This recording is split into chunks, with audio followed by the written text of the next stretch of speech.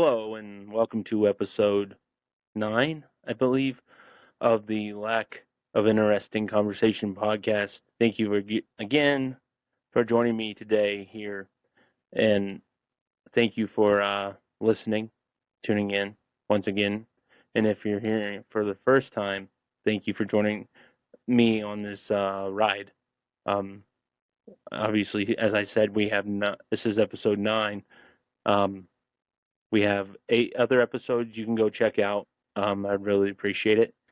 And if you could just share those, if they have any kind of impact on you, whatever that may be, just go ahead, feel free to share. Also, we are available on pretty much every podcasting platform, including the big three and Amazon Music, Apple Podcasts, and Spotify. We are also on YouTube. I think we may try something different this week and have a video version of the pod this week as the subject that we were talking about here. I have some visual aids for what I'm talking about. So, and going forward, this might be something I do with the podcast going forward. I guess having a video version of the pod, if that's something you guys are interested in, we can fully just integrate it that way, but we will also still be able to be in audio form as well. So if if anybody is interested, just watching this boring face talk about things, I guess we can do a video podcast. I appreciate it if you are. Also, just a reminder, we do have a Facebook page. We are on Facebook at the Lack of Interesting Conversation podcast. On Facebook, just type that into the search engine there at the top of the Facebook app or website. I'm guessing that's still where it is on the website, as I know most of everybody just uses the app. But if you, for some reason, still use the website, or if that's all that's available to you, which is perfectly fine. Just type us in there. Go to Facebook, like our page. Also, give us a follow on our on your podcast on the podcast platform in which you follow us on. Also, rate us, give us a like. Make sure you follow us on there to get the notification when new episodes drop, and that is every Wednesday at 8 a.m. I try to anyway get it there. But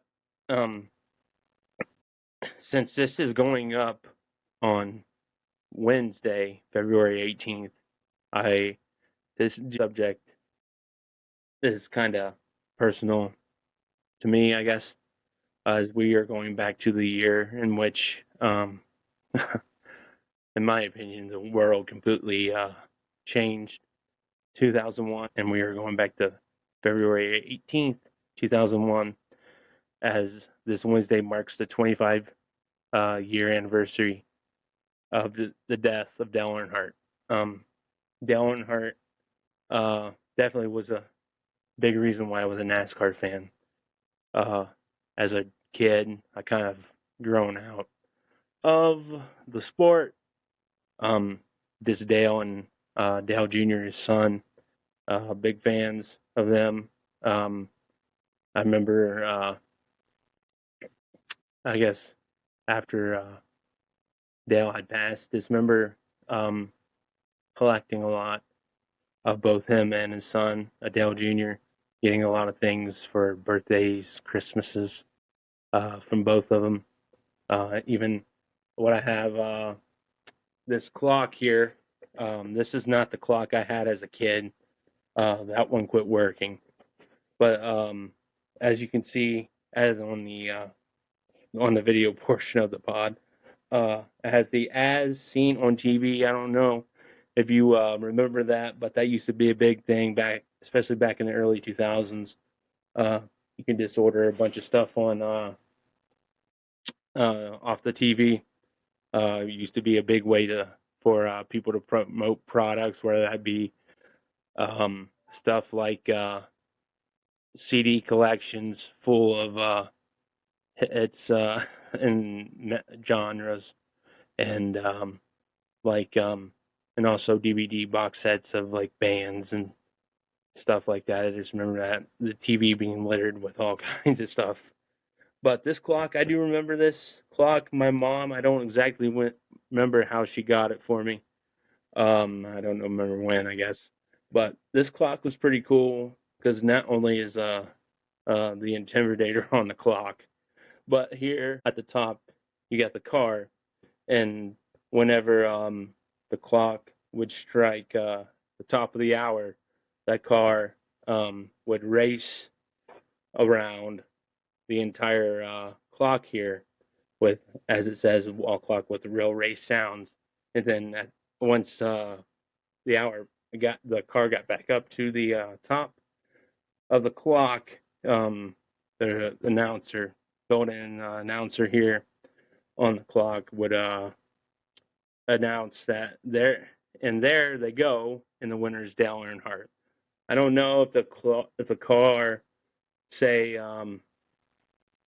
12 12 noon. I don't know if the clock went around, if the car went around 12 times to represent represent that it was 12 noon or 12 midnight, or for each and every number on the clock or not. But this is actually a buddy of mine was selling some NASCAR stuff, and I was able to get this clock because I always thought it was super cool. But I have, but that's like the only things I have with me that there, because also I had like I have a ton of die casts and stuff like that too. I guess talking about what happened that day, 25 years ago, because it happened on the final lap in turn 4 as Dale was blocking for Michael Waltrip and Dale Jr. Both those cars were Dale Earnhardt Incorporated, which was Dale Earnhardt's race team's name. So he was the owner of both those cars. And Michael Waltrip at the time had been in the sport for a while, but had never won a race there at the top level of NASCAR, which at that time was called the Winston Cup. As they were all battling, basically trying to get up the lead there. It turned into a battle for third place. Really, Dale kept blocking all those cars behind him, but unfortunately, ended up making contact. Sterling Marlin ended up getting into the back of him a little bit. It sent Dale straight up into the wall. Ken Strader, who drove the M&M's 36 car, I believe that was a Ford at the time, crashed into the side of Dale's, I think it was his right front fender, crashed there, and from there they kind of slid down to the grass. I don't think I watched the race that day, but I'm not 100% sure, as I don't really remember. But just from watching the clip, you could tell how excited Darrell Waltrip, which is Michael Waltrip's older brother, was that he won the race. But that quickly turned into, you could hear the concern. Just, as he said, he just hoped Dale was okay. But as they slid down to the infield there, Ken Strader got out of his car as the safety crews got there to the wreck, and Ken went over there to Dale's car and just checked to see if he'd make sure he was okay. But when he got there, he started waiting for the paramedics and everybody to get there, as he could tell it did not look good. And then from there, he was taken to the Halifax Medical Center, where a short time after that, he was pronounced dead. The official ruling on his death was a vascular skull fracture, which is a break of a bone at the base of the skull. and that was said to kill him instantly. And then less than 2 hours after the incident, Mike Helton, then president of NASCAR, got in front of the media, and this is a direct quote from him. He announced, "This is undoubtedly one of the toughest announcements that I've ever personally had to make. But after the incident in Turn 4 at the end of the Daytona 500, we have lost Dale Earnhardt." And with Earnhardt's death there, that had marked the fourth death in NASCAR's top 3 series in the last 8 months. The first, unfortunately, was Adam Petty. Adam was the son of Kyle Petty, also the grandson of Richard Petty. He died in May 2000 of the same injury Dale suffered. As the second one was Kenny Irwin Jr. in July, and Tony Roper in October 2000. That was in the Craftsman Truck Series. All sustained the same injury Dale did. As a result of that, though, immediately I know they put the Hans device, which is a head neck harness, pretty much became mandatory. That helps reduce the likelihood of head and neck injuries. Teams went from a 5-point safety harness to a 6-point safety harness as a result of Dale's death. They also added at tracks safer barriers, which is steel and foam energy reduction barrier, help reduce the kinetic energy when you have cars going as fast as these stock cars do. Helps reduce that kinetic energy when they're going so fast when they crash. As beforehand, those walls, pretty much just concrete walls crashing into the concrete at those high speeds, is pretty dangerous. And then also NASCAR began to work on a brand new car, which is became the car tomorrow, also known as the COT. That was introduced in 07 in some races and eventually became the primary car for NASCAR in 2008 all the way to 2013. And then when they introduced Gen 6 car, but all the safety improvements that the COT brought was carried over to the next car. And those safety improvements, they were pretty much credited, especially at the 2020 Daytona 500, for saving Ryan Newman's life. That wreck was a pretty nasty wreck. I know it was battling for the lead, ended up getting turned and flipping down the racetrack.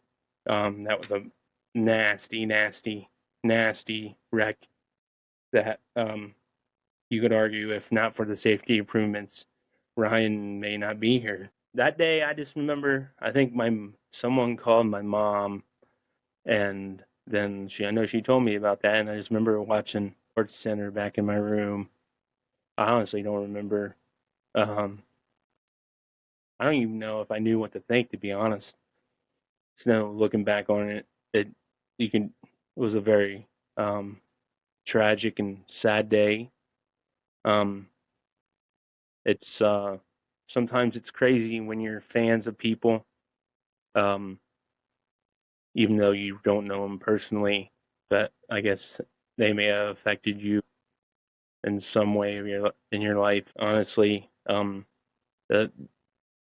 while that day and has spurred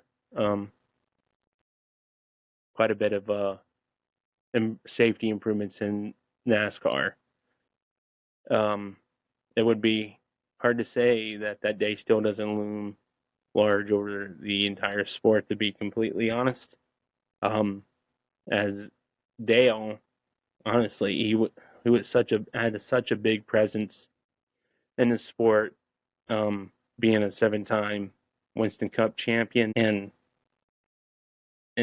winning 76 races and being in the sport since 1979, and being able to helped spur changes and being able to talk to NASCAR officials and being as popular as he was, both uh, as many as people as that loved the guy, many more probably disliked him, as his racing style definitely could rub people the wrong way. But he is definitely still missed to this day, in my opinion. Really, because I mean, with Michael Waltrip in that race, I mean, celebrating it his first ever Winston Cup win, um, for that a tragedy like that to happen when you win your first ever Cup race. I can, gosh, I mean, not only that, but Dale believed in Michael. He brought him on to his team, his racing team, gave him a chance, and Michael took that chance and ran with it. Um, and just for that, yeah, I mean, that's all that race is known for is the death of Dale Earnhardt. When you would ask about that race and what they thought about it or what they remember it for is Dale's death, as they were pretty much the entire sport was at a loss. They had no clue what to do, really, and um, they went to Rockingham, aka the Rock, the following week. And Steve Park, he drove the Dale Earnhardt Incorporated #1 Pennzoil Chevrolet. He ended up going to victory lane that week. I'm sure that was, I know that was a feel good moment. Maybe some kind of healing process, especially for Steve. Although I know very early in that race, Dale Jr. Wrecked kind of similarly to the wreck that his dad was in the week before. The team that Dale Earnhardt drove for, Richard Childress Racing, they ended up putting Kevin Harvick in that car, and same sponsor, Goodrich Service Plus, but they went and changed the number to the 29 and made the car white and with red trim at the bottom of the car. I remember at the end of that race was super close because I think, I think Dale's second to last win of his career was he won there at Atlanta, which was the racetrack in which they were at the same race at the Cracker Barrel 500. He won maybe like by inches again over Bobby Labonte. The same happened for Kevin Harvick that day. They won by just inches. Another feel good moment for that team. Another part of the healing process for them.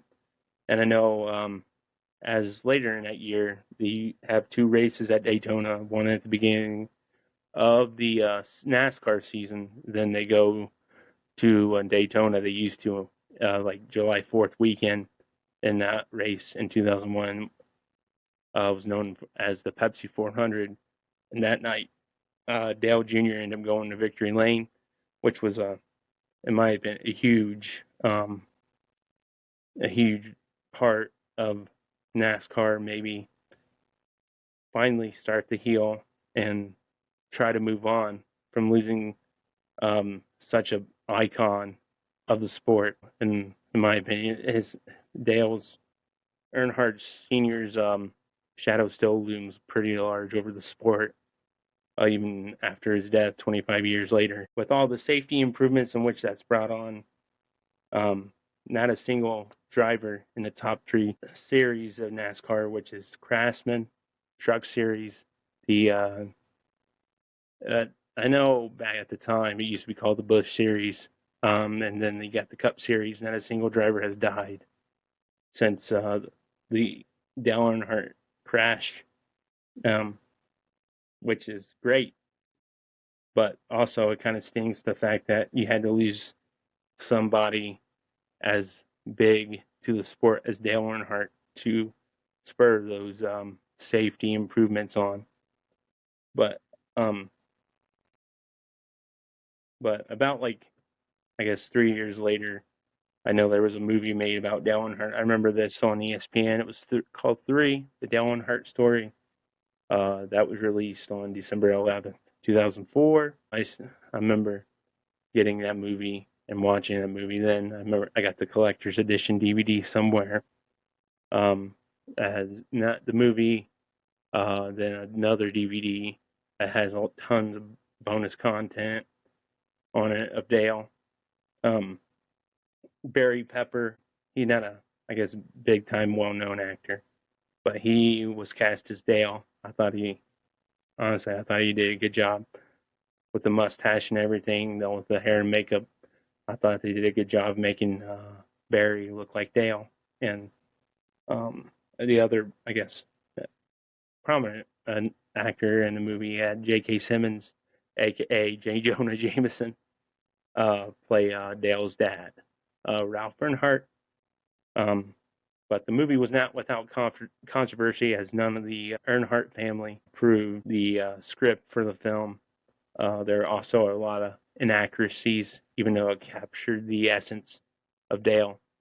Then I know on the cover of the DVD and the poster and stuff like that, the 3 is not like the 3 on the side of the car, because Richard Childress owns the trademark for that font for that 3. I know he sued ESPN because of that. Because of that, and then end up settling out of court. But then about with DEI after that, obviously losing your leader there. I know Teresa ended up taking over Dale's position there as the leader of the company, and they had success for a couple more years after Dale's death, with I would say probably 2004 being their most successful season, as that was Dale Earnhardt Jr.'s most successful season there at DEI. But eventually in 2007, I know he and Teresa were not able to come to an agreement for an extension, and which ended up letting Dale Jr. leave for Hendrick Motorsports to eventually drive the number 88 Mountain Dew, Amp Energy, and National Guard car, as he's had several sponsors. But still, I would say is probably his most famous car is that red number 8 DEI car from most of his fans. And really from there, I guess after that 2004 season, Dale Earnhardt Incorporated really started to struggle, and they ended up just 8 short years after Dale's death, after the 2009 season, ended up closing their doors for good, which caused them to leave the sport of NASCAR, as they no longer field a car in any of the top series in NASCAR. I do remember on a vacation visiting DEI with my family and walking through the museum there. I don't know if that museum's open to the public anymore or not.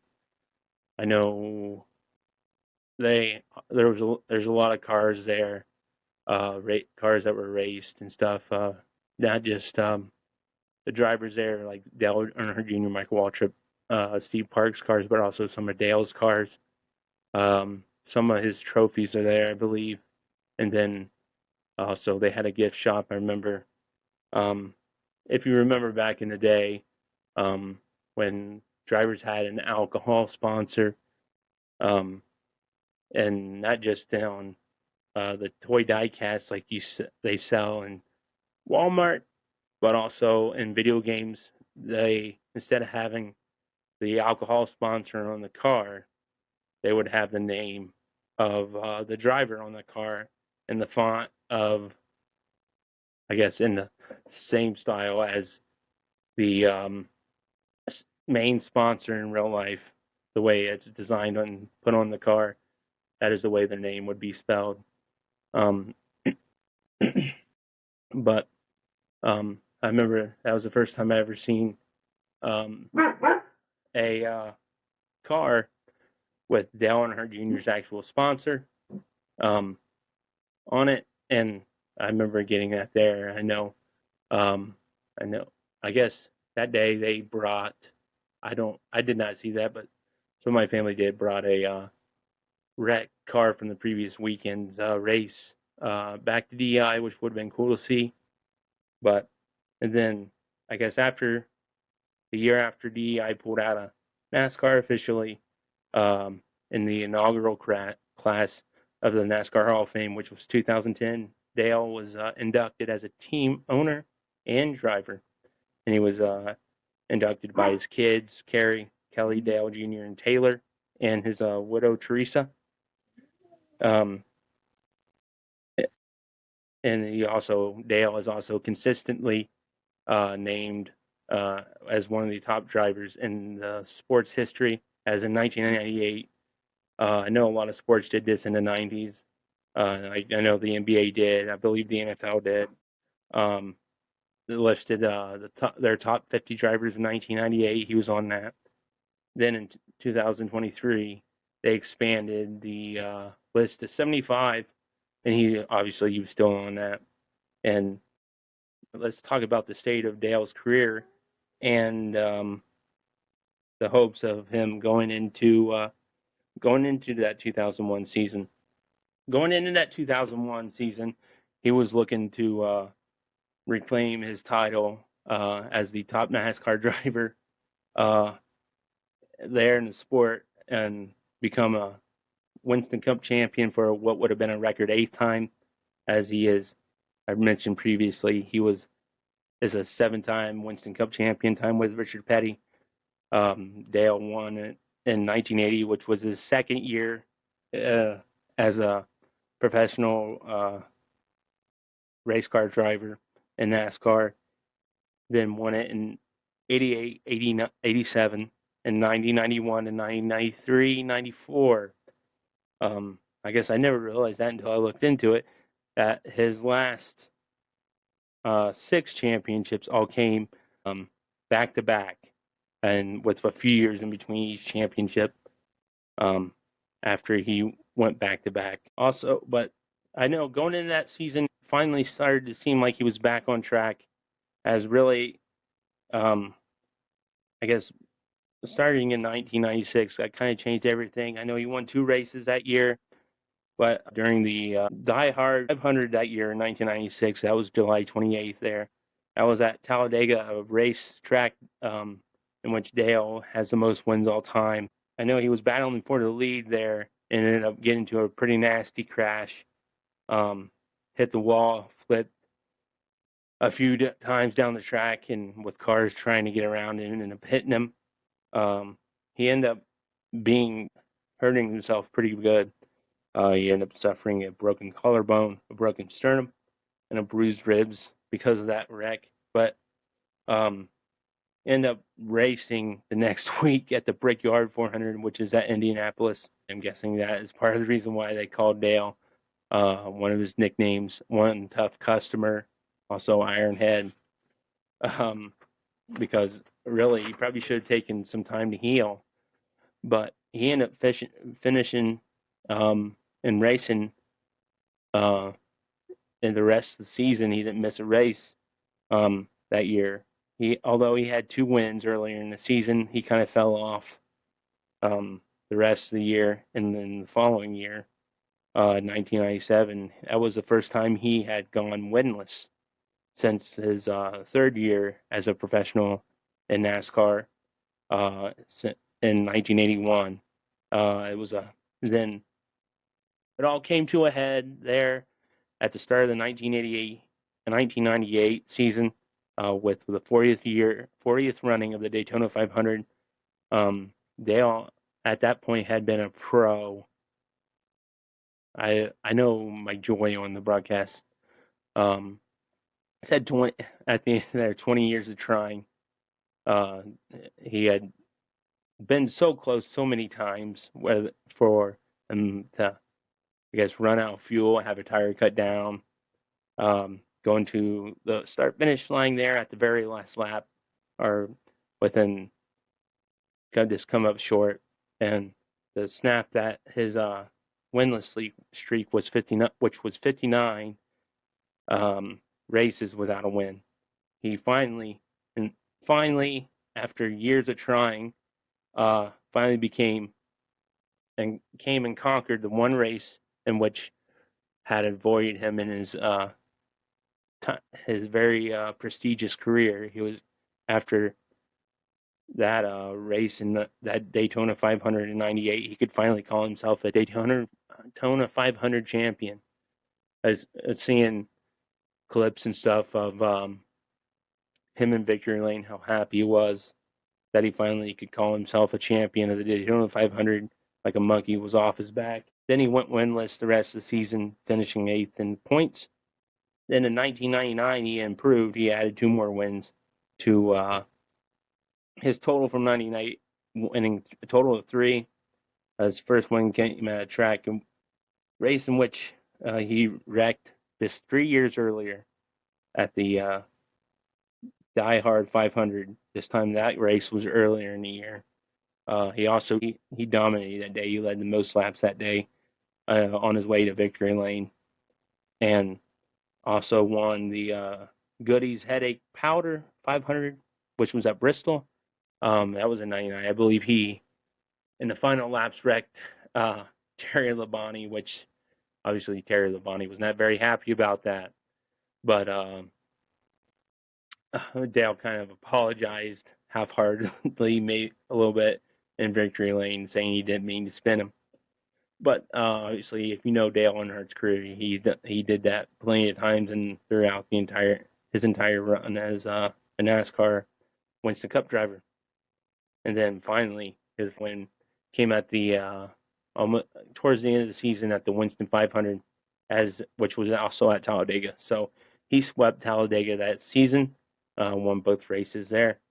Then went on that during that race, he went from 27th to 5th in the first 3 laps as he started in the back of that pack there at the start of that race, which is moved from, 22 positions. That is nothing short of incredible. That is just unheard of and insane. I doubt you can even do that with the current cars, as this past weekend's Daytona 500 showed.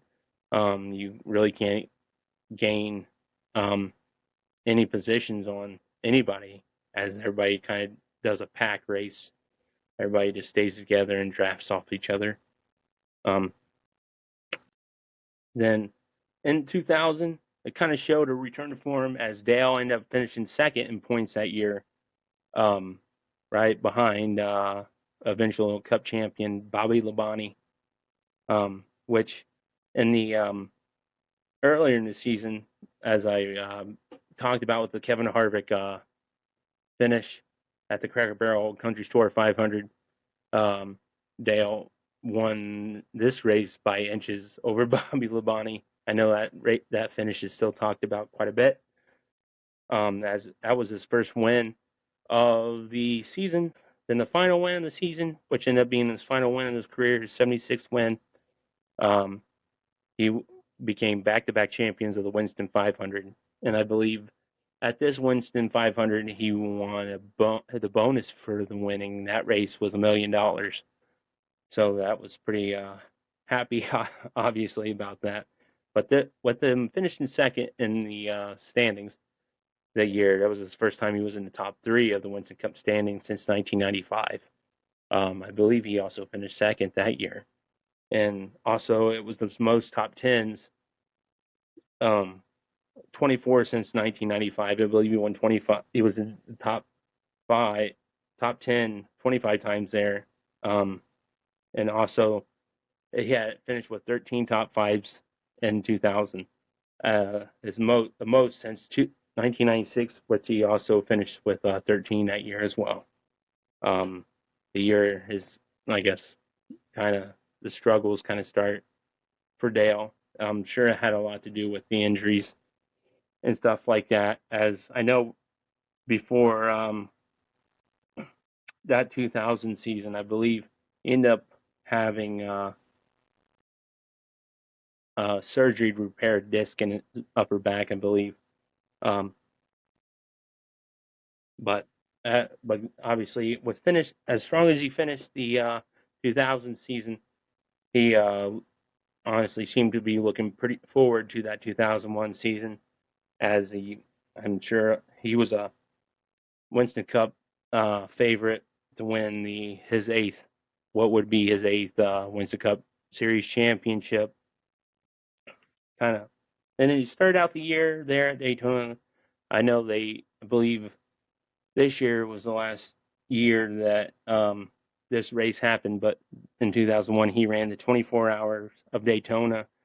I believe this this is a race in which you have all kinds of like Porsches and Ferraris and Chevy use their Corvette, and you go and have drivers as you race around Daytona for 24 hours. I believe, um, and Dale Jr. was racing alongside of him in this car. In this race, Dale Jr., I believe he was number 2. Dale obviously was number 3. In the Corvette C5R car, and Dale ended up finishing 4th there in that race, which was something in an interview he gave like 3 days before he died to, I think, NASCAR magazine, something like that. It was something he always wanted to do. He was pretty excited and talked about how excited he was for the upcoming season, which unfortunately ended in tragedy before really anyone was ready for it to be over. But at the time, Dale was 49 when he passed. He would have been 50 that April. This past weekend, I know all the RCR cars had a black on black with a white outline 3 on all their cars in memory of Dale. I know also NASCAR had a moment of silence there on the 3rd lap of the Daytona 500 with people putting the 3 fingers in the air as a tribute to Dale. But I guess this weekend honestly brought back a lot of memories, a lot of feelings. Also, I know this weekend, with Dale Earnhardt's grandson, this would be Carrie's son, Bobby Dale Earnhardt. He races in the ARCA series, drives the number 89 Chevrolet. I know he kind of partnered with Justin Calvin. He's on Instagram known as JCal Designs, J_Cal_Designs. On Instagram, he helped Bobby design a tribute paint scheme to his grandfather. Turned out pretty cool. A tribute to the Dale Earnhardt's probably most famous paint scheme, the Goodwrench paint scheme. He ended up finishing 9th in that ARCA race.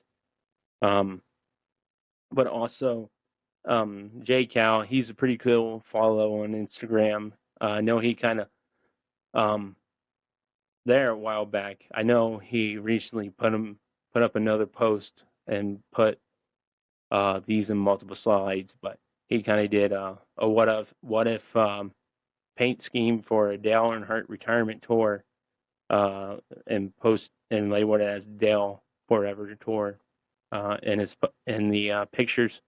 But he posted several what if different paint schemes Dale could have ran in what would have been his final year as a NASCAR Winston Cup driver. And those are honestly pretty cool. But he also does stuff for other drivers too, just not Dale Sr. But he's done what if paint schemes for Dale Jr. too, and several other drivers. And there outside of Daytona, there's a statue of Dale holding the Daytona 500 trophy with his left arm in the air. That trophy is right outside the Ticket and Tours building. Dale also has the most wins in Daytona International Speedway history with 34. I think, I don't think the second place person doesn't even come close to matching the same amount of victories that Dale Earnhardt has at Daytona. And I know this past weekend, as there are a lot of articles and stuff like that about this 25th anniversary. I know on Fox Sports 1, they're premiered on February 12th at 10, a documentary titled "We Lost Dale Earnhardt."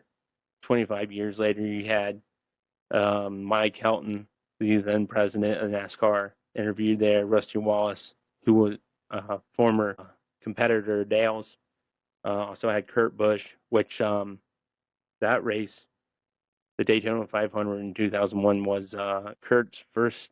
That was Kurt Busch's rookie year, so that was the very first race of his rookie season.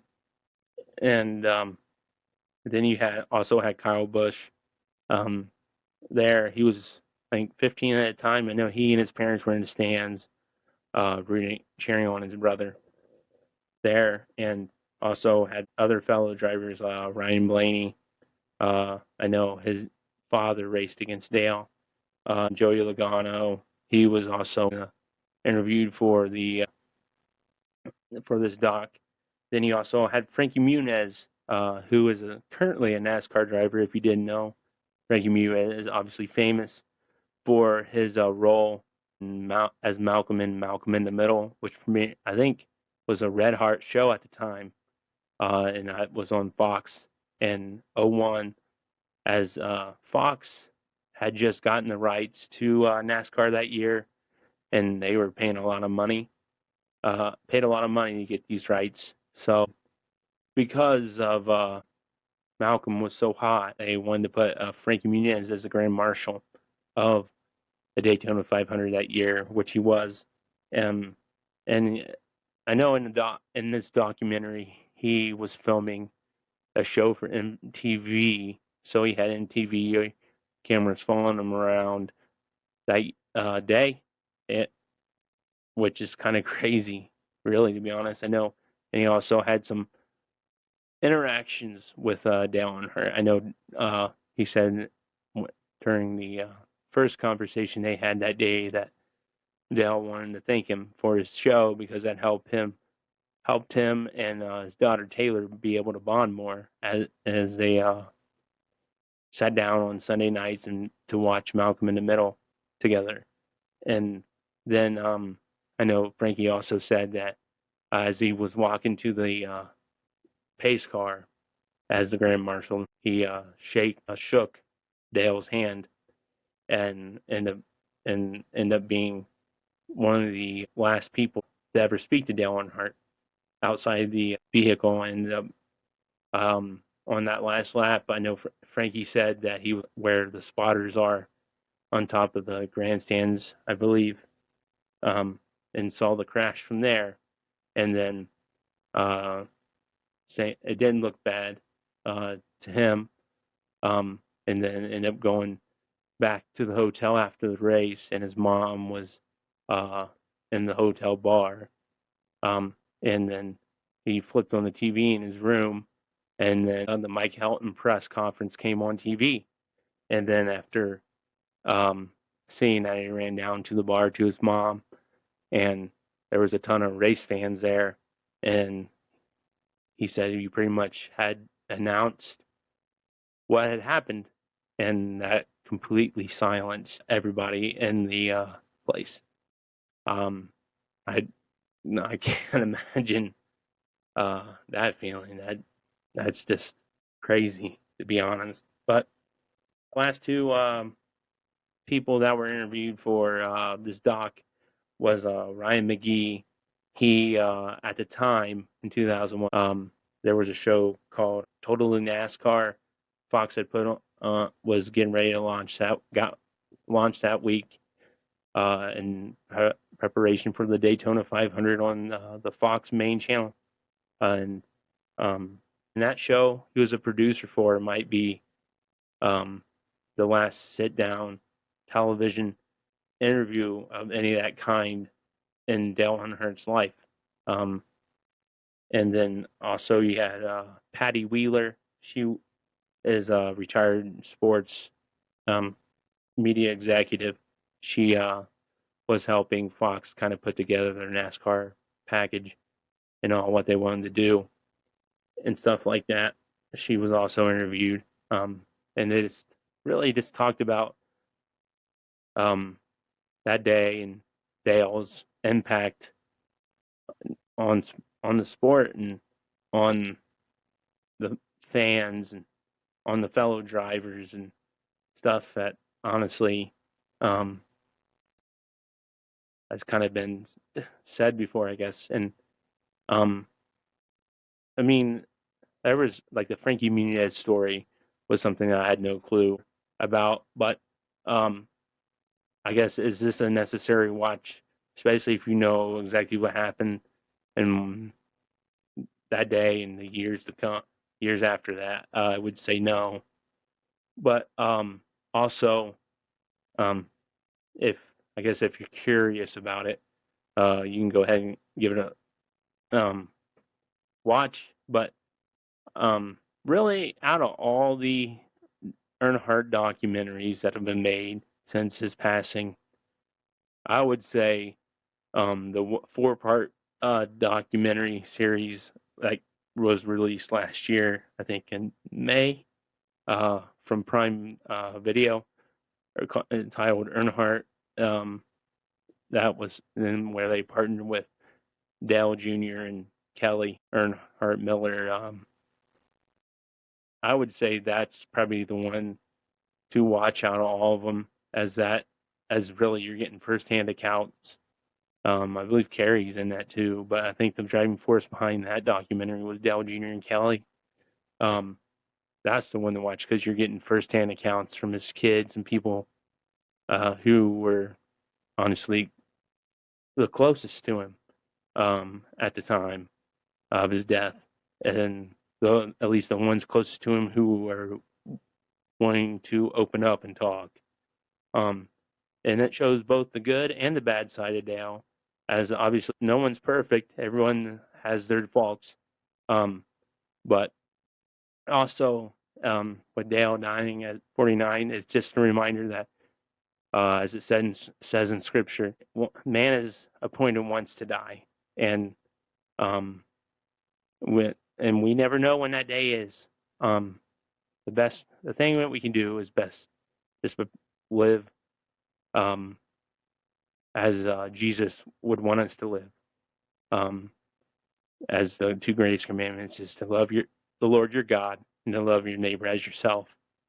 And also, I would say, and also to know Jesus for who he is as Lord and Savior, which I'd pray Dale did know him, and if he did, um, I look forward to meeting him someday.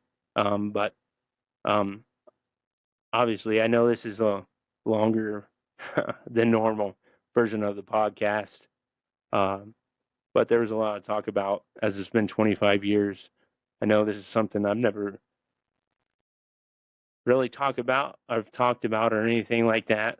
I know he's meant a lot to my fandom, as he still means a lot to it, and it means a lot to a lot of people, especially his family, whom I can imagine what they had dealt with that day and the years since then, as having as your father or your parent be someone as big as Dale Earnhardt was and is, to be able to talk about it and try and heal from it. And although I can speak as I lost my dad, as the years pass, it's I guess maybe can be a little easier to deal with, but that doesn't mean you don't think about him a lot, your lost parent a lot, And no matter at what age, when you lose a parent, it's never easy. And I would even recommend, if you are still dealing, having difficulty talking, difficulty with the loss of a parent, to talk to someone, reach out to someone, whether that be a therapist or a friend or something, or somebody like that. Um, it, like I said, trust me, it helps quite a bit. I know I even did it after the loss of my dad. Even though we didn't have the greatest relationship, but still, it didn't mean I don't love him and don't miss him and don't think about him and what he's missing with my children. But anyway, I know I feel like I kind of ran long, but anyway, if you enjoyed this podcast, please share it. Give us a like, rate us, comment where you can comment. And I just thank you so much for joining me again today here on the Lack of Interesting Conversation podcast.